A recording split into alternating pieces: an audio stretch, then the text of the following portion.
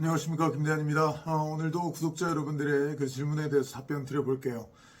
일단 답변 드리기 전에 제가 유튜브를 다시 하면서 그 패턴, 그 구독자 여러분들 그리고 구독자가 아니시더라도 오셔서 관심 가져주시는 분들의 패턴이 하나를 발견한 게 제 코에 대한 얘기가 별로 안 나왔다가 쭉 올라갔다가 상승세를 탔다가 또 내려갔다가 뭐 이러는데 지금 다시 올라왔어요. 네, 코가 왜 그러냐, 이상하다, 뭐 최근에는 제발 수술을 해달라라는 얘기까지 나왔거든요. 네, 그래서 한번 다시 말씀을 드리면 여러 차례 부러졌기 때문에 지금 총 8번, 9번 정도 부러진 것 같아요. 그래서 이 모양이 되었고 성형외과 선생님께 또 여쭤봤습니다만, 문의를 했습니다만 친한 형님이 계시거든요. 근데 어떤 형태로 하든 간에 충격에 약해질 수밖에 없다, 수술을 하면. 근데 아직까지 좀 체육관에서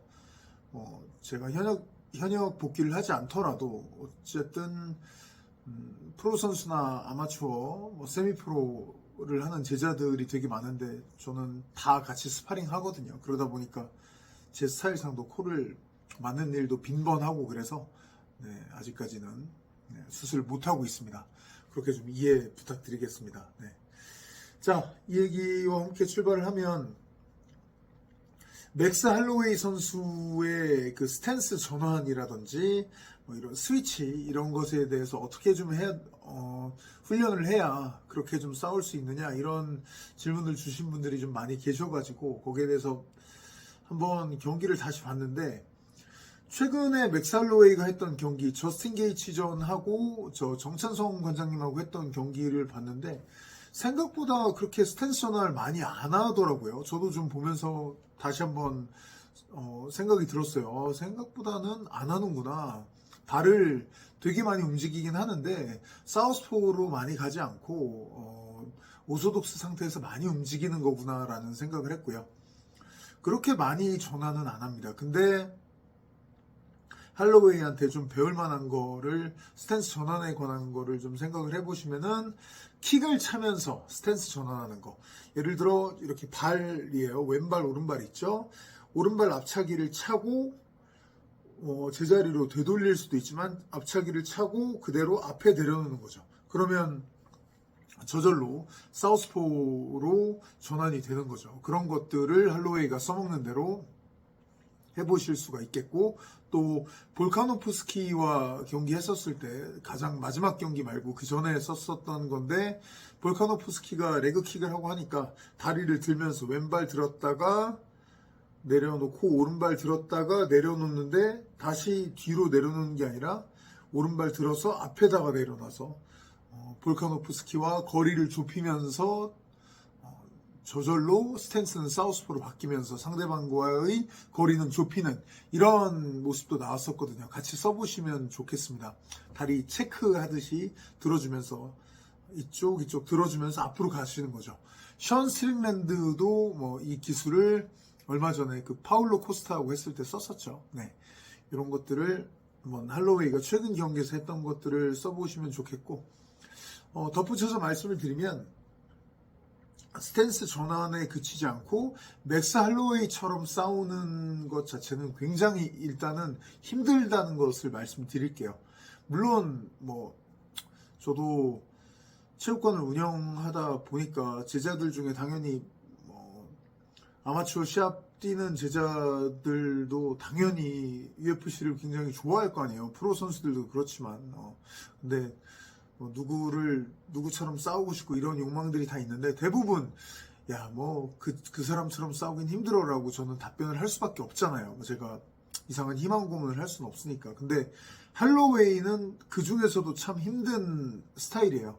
타격 쪽에 굉장히 많이, 특히 펀치 쪽에 몰빵이 되어 있는데, 근데 압박을 계속 걸죠.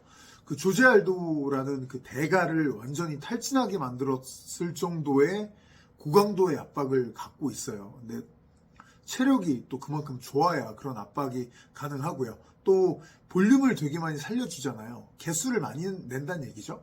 근데 그 정도 개수를, 타격 개수를 많이 내면 보통 타격의 개수를 많이 내면 무조건 좋다고만 생각하실 수가 있는데, 타격의 개수를 많이 내면 오히려 나도 카운터를 맞고 반격을 당할 찬스도 그만큼 더 많이 생깁니다. 그러니까 정상급으로 갈수록 오히려 할로웨이처럼 볼륨을 살리는 스타일보다는 신중하게 가짜를 많이 주고 속임 동작을 많이 주고 진짜는 아끼는 스타일들이 더 많아질 수밖에 없는 거죠. 반대라면은 당연히 할로웨이 같은 스타일이 많아야 하잖아요. 근데 할로웨이 같은 스타일은 그렇게 볼륨을 살리고 정면으로 막 맞부딪히고 이러는 사람들은 오히려 굉장히 적잖아요.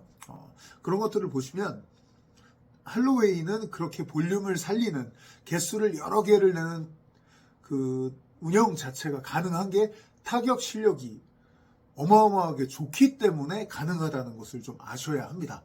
특히 아까 말씀드린 대로 레슬링도 많이 안 하고 킥도 그렇게 많이 안 쓰고 푸더크와 주먹으로 펀치로 그리고 그 스탠스도 사실은 한쪽으로 비중이 되게 높은 상황에서 한다는 거는 그만큼 굉장히 수준 높게 움직이고 수준 높게 퉁퉁퉁퉁 힘 빼고서 펀치를 되게 상대 입장에서는 반격을 하기 힘들도록 그런 스타일로 운영을 해주기 때문에 지금 할로웨이 식의 파이팅이 가능하다는 거거든요. 근데 그거를 그냥 모습만 보고 형상만 보고 그대로 따라하려고 했다가는 내공이 갖추어지지 않은 상태에서 따라하려고 했다가는 많이 좀 맞을 수도 있습니다. 가드도 낮잖아요. 굉장히 낮게 잡고 싸우잖아요. 근데 그렇게 가드를 낮게 잡고 싸울 수 있는 건 그만큼 푸더크를 많이 움직이기 때문에 가능한 건데, 그리고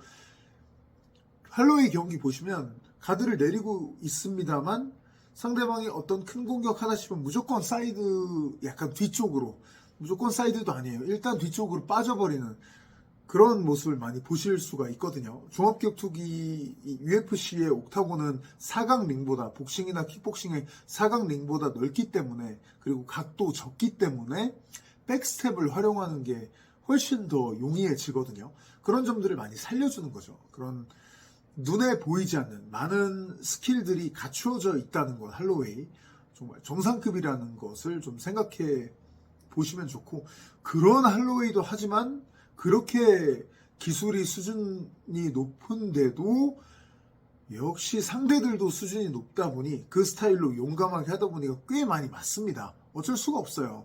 뭐 빡 하고 뭐 KO 되고 이런 장면은 안 나온다고 해도 그 많이 맞는데 그만큼 또 맷집이 좋잖아요. 아주 전설의 턱이라는 별명이 붙어 있을 정도로 실력뿐만 아니라 맷집도 좋기 때문에 이런 파이팅은 가능하다라는 것을 생각해 보시면 좋겠고, 자, 스위치로 다시 돌아간다면 꼭 할로웨이에 국한되지 않고서라도 스위치를 좀 많이 하고 싶다.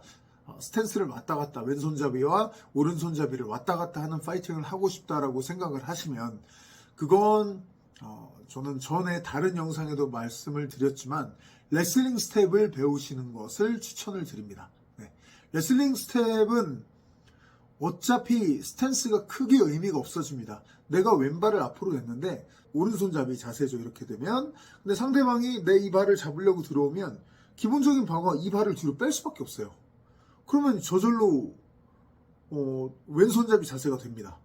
또 이 발을 잡으려고 상대가 들어오면 내가 뺄 수밖에 없습니다. 반대로 상대방의 왼발을 잡기 위해서 같은 오른손잡이끼라고 하면 제 왼발 오른발이 이렇게 있고 상대도 똑같이 왼발 오른발이 있겠죠. 상대방이 앞에 나와 있는 그 왼발을 잡으려고 들어가면은 이 상태로 이렇게 들어가서 잡으려고 할 수도 있겠지만, 아웃사이드로 머리를 빼서 잡으려고 할 수도 있겠지만, 인사이드로 안쪽으로 머리를 받고 들어가려면 이 뒷다리가, 내 오른 다리가, 오른발이 이쪽으로 나오면서 들어가야 돼요.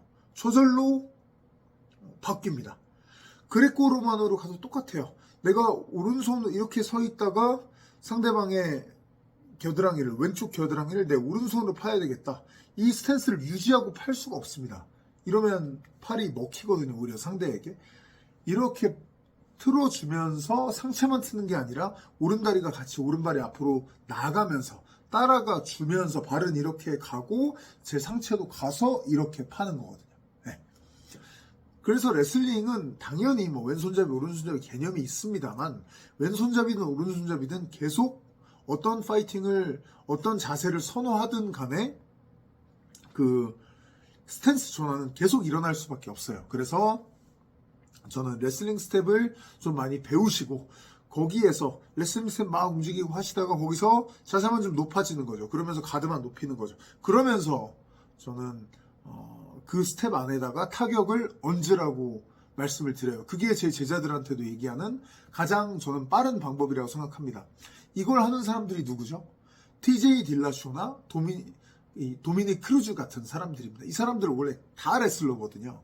근데 그 레슬러로서 스텝을 배웠던 것들이 그 드웨인 루드윅 코치 같은, 물론 도미닉 크루즈는 다른 팀입니다만 루드윅 코치 같은 사람들의 가르침하고 딱 잘 맞아 떨어진 거예요. 드웨인 루드윅 코치 같은 경우는 미국 사람이지만 실제로는 네덜란드에서 킥복싱을 배웠거든요. 스승 중에 한 명으로 모시는 게 바스루튼이죠. 근데 바스루튼이나 네덜란드의 킥복서들 같은 경우가 킥을 섞은 전진, 좀 더 원거리에서의 전진을 추구하기 때문에 스탠스가 바뀔 수밖에 없어요. 막 전진을 하다 보면. 왜냐면 복싱처럼 한 스탠스를 유지하고 근거리에서 왔다 갔다 하는 게 아니라 킥거리를 깨면서 막 들어가야 되기 때문에 펀치로 깨면서 들어가든 킥을 섞어서 들어가든 스탠스가 좀 전환이 저절로 나올 수밖에 없어요. 복싱에서는 마이크 타이슨하고 좀 비슷하다고, 유사하다고 생각하시면 돼요.